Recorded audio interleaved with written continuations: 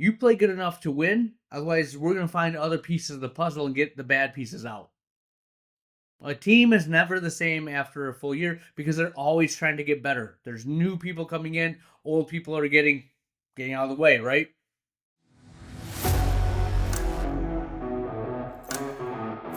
All right, my friends, the Ultimate OD podcast. Today, I did a lot of research on the Disney Institute, how they handle customer service and make their theme parks something to be emulated, something that everyone else is trying to replicate and put into practice in their own businesses.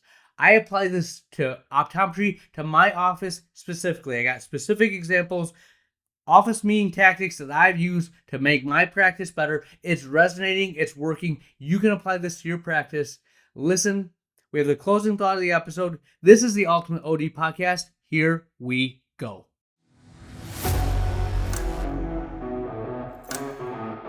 All right, my friends, the Ultimate OD podcast.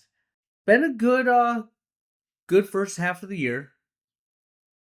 Cash flow's been consistent. I'm feeling pretty good about where we're at. I changed my perspective, changed my goals. One of the things that I wanted to do right out of the gates, I had this idea of a monetary goal. I wanted to hit $2 million in revenue, and I thought that was the end all be all. And I still, don't get me wrong, I still want to get to that $2 million plus mark. However, I realized that if you're just pursuing that goal, you're gonna not do the fundamental things you need to keep the practice running. And I was going so hard at that, I was leaving just wreckage in my wake. Okay? I was doubling down on the amount of exams I could see, the pace that I was seeing them, and I wasn't looking around me and seeing what I was doing. And even though I had double the staff and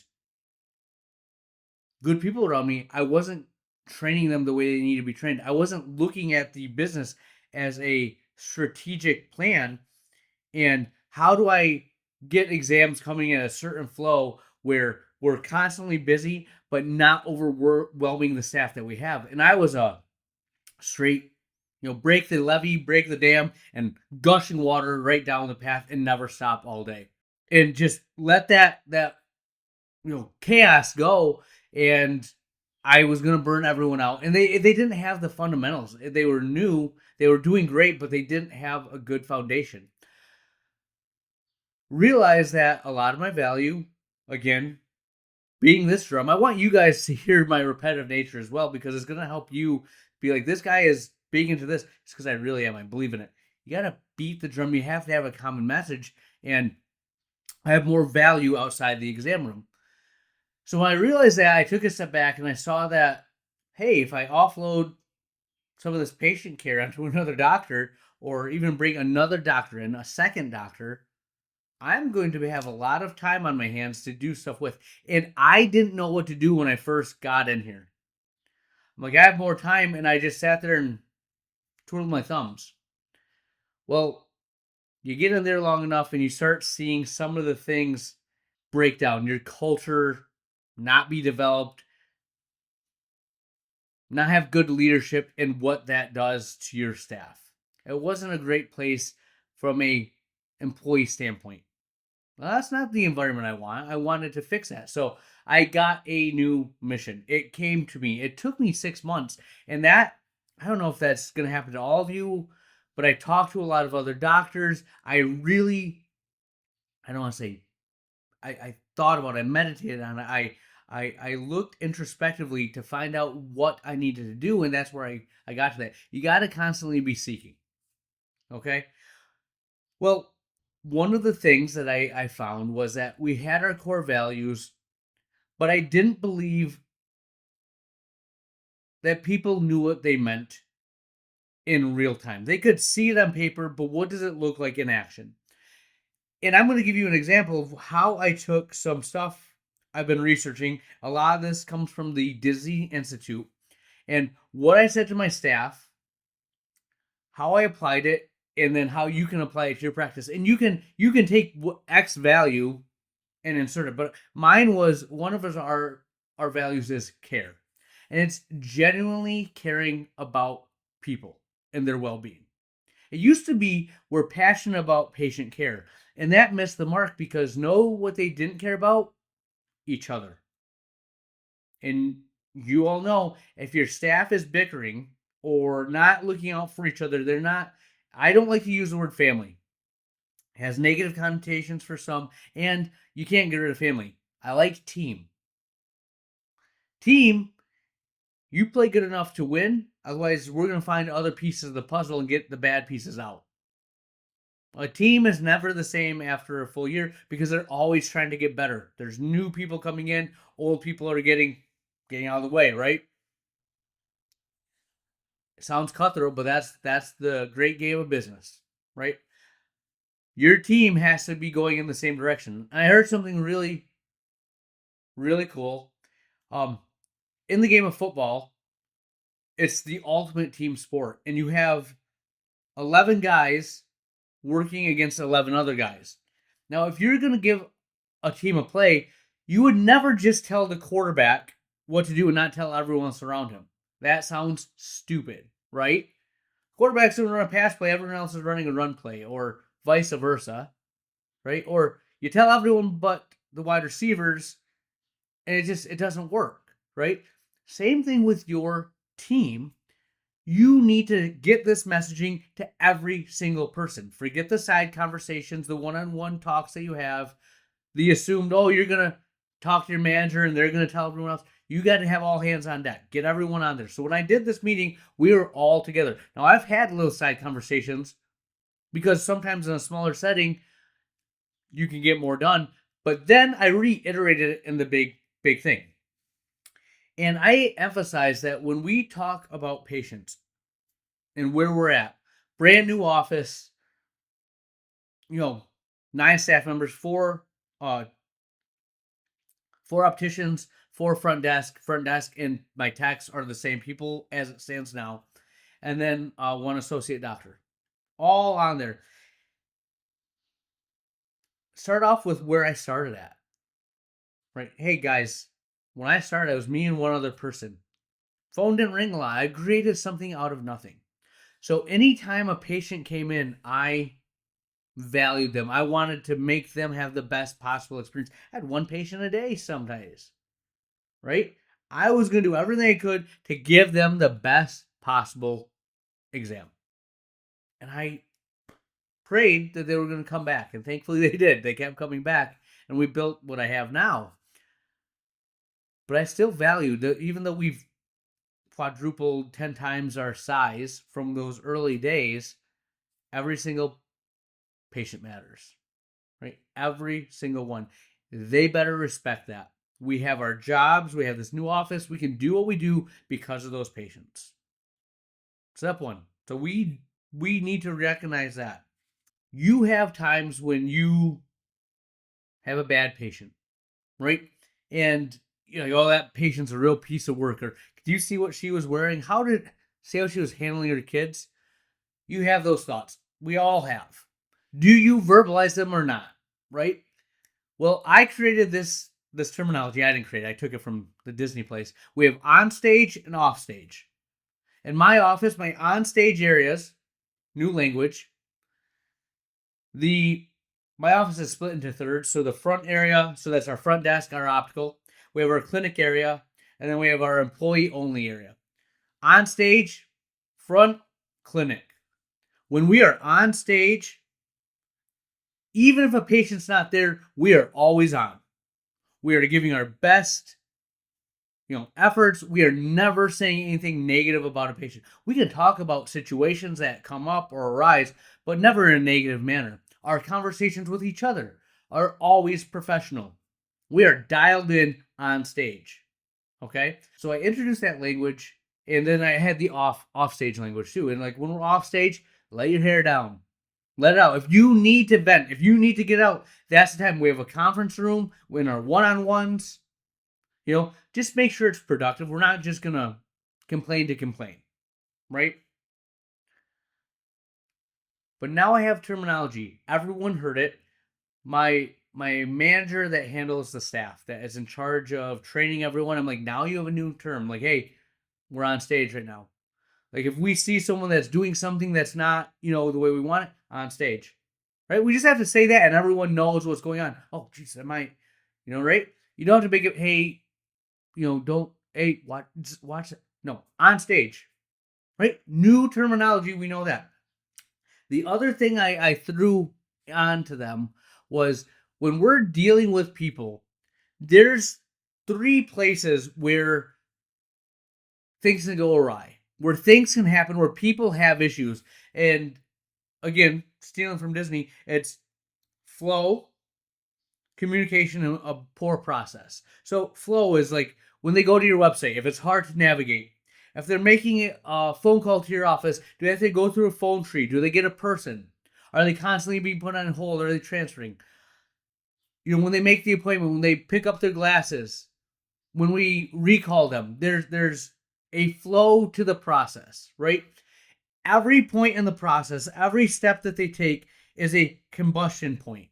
These are places where things can go awry, and a combustion point can turn into an explosion, right? So we are constantly now looking for combustion points in communication.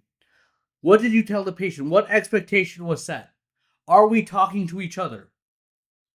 And poor processes. If you have a process that doesn't put the patient first, that doesn't consider like your optical department when you're doing your scheduling. Like, we're scheduling 10 patients an hour because we have the ability to see them that quickly. Say you do, but you only have one optician. Horrible process, right? You need to think that through. Those are combustion points. We are trying to avoid explosions. So I introduced that terminology. I talked about that. And then the next step was I had a bunch of scenarios. I took this, like, a patient comes in, they don't like the copays. They said they were never told. How do we handle that? And I looked around it, and we talked through these processes. They need to pick up the glasses. They're never done with work until 6:30. We close at 6. What can we do? How are you going to handle this?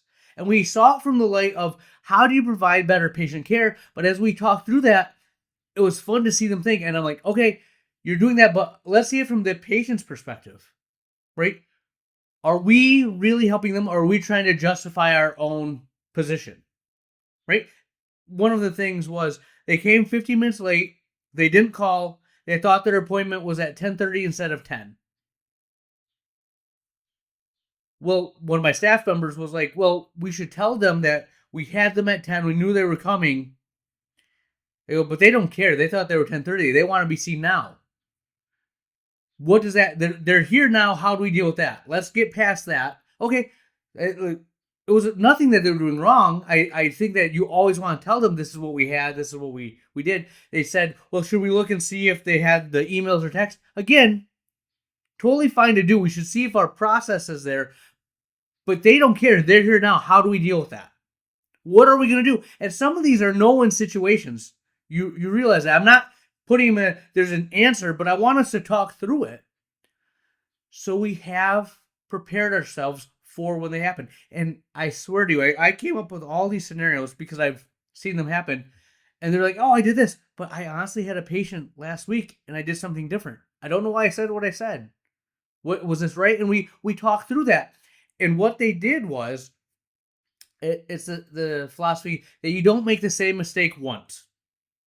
Right? That's where you learn from each other. So if someone makes a mistake or does something and everyone else learns from it, so they don't do the same thing that they did. So it's like analyze your business together and how do we make the right choices.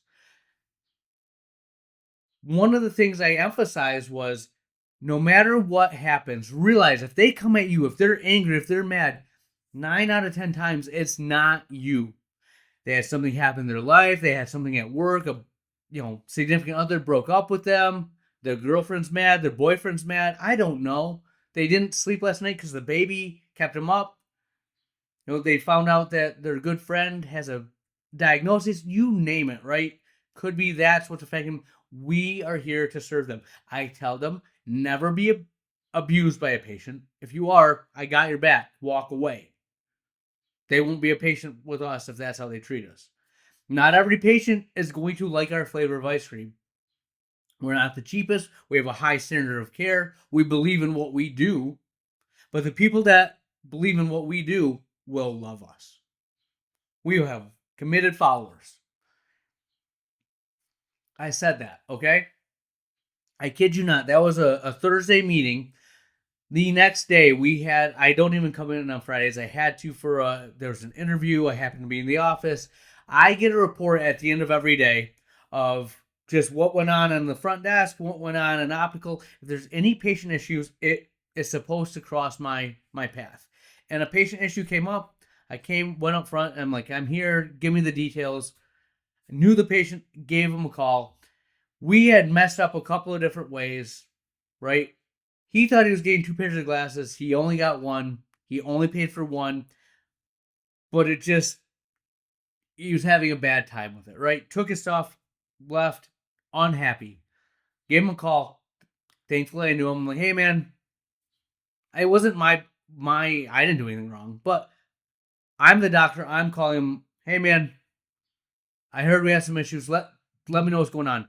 And I let him get out. And I'm like, I hear you. You don't have to get angry. I hear you. We had a whole meeting about how initially it was messed up. How can I make this right? What do you need? So I made sure it was heard. I told him I was going to take care of it. He put it out there. I'm like, dude, we're going to give you a free frame and then half off on lenses. Is that cool? His response, I kid you not, was, hey, man, thank you. You calling I really appreciate it. There was a really bad car accident, and that accident, my wife was actually the person that hit that person that you heard about. A lot of stress right now, and then these things have been piling up. It wasn't going right, but honestly, this call is just a sign that maybe things are going to start turning my way. Like, hey, man, got your back. Hope everything works out for you. Just let me know when I can help you out. All right. Then I went up front. It was the end of the day, and I said, hey, everyone, can you come here a second? And I said, I literally talked to you about this yesterday. This is the situation. Because they had all saw him be angry. They all kind of knew. And it's no one likes it when someone's angry or upset. And I said, hey, I made it right. Told him I was going to make it right. But aside from how we're going to handle that, this is what happened. This is what he told me. It's not the situation. There's other things going on. And their eyes kind of lit up. The light bulb went on like, wow. And I thought it was cool that it illustrated it. But not only did they see that, but they saw me, the leader of the team, doing what I say I want them to do. I'm living it myself. The core values are not words on a piece of paper, right? They are internal actions of what you do and how you operate. And I think that was the coolest thing is we were on stage, we put it on there, we have a new terminology. So if there's anything going on in the office that we don't quite like now, hey, we're on stage, talk me off stage. What is that a combustion point? Watch out for combustion points. Take care of the patient. If they have an issue, probably not us, right? Let's just take care of them. But we're living it. You have to tell them, you have to be that chief reminding officer, but you also have to put it into real life situations.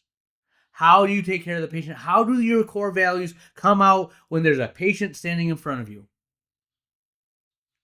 I think it's working. I'm having, honestly, I think I have the best office culture I've had since I've been open, and it's building. There's a passion and desire for it. So take this, make it your own, apply your core values, apply what you want, use your own terminology. But this is what I've done at my practice to build a culture, to make it more than words on a piece of paper. We'll have more for you next week. Where has the time gone? We're to the closing thought of the episode, and I'll leave you with this. I'm going to summarize this because it's a very long statement, but essentially, Tony Dungy is a football coach, Hall of Famer, I believe, and he was very big on that.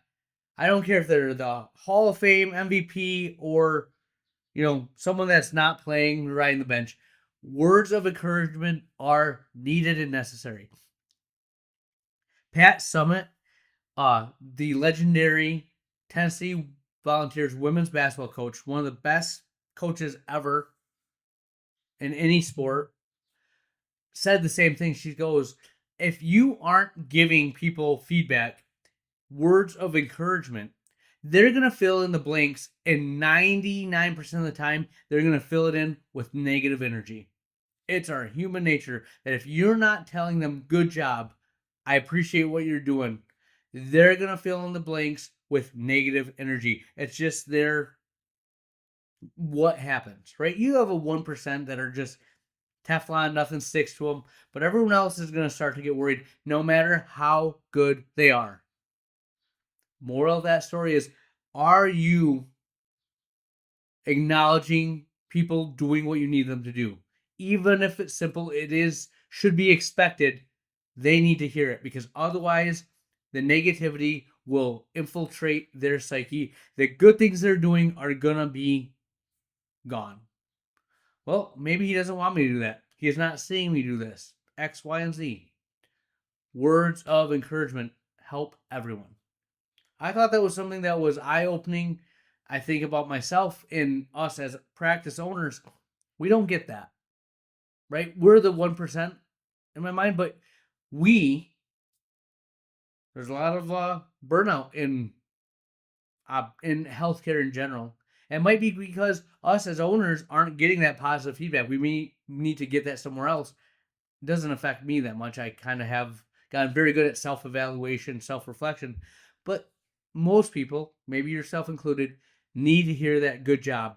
I appreciate what you're doing. So make sure that you are taking care of those people that are making your dreams a reality, that are taking your vision and putting it into action. Tell them good job. Tell them thank you. Tell them that they are appreciated.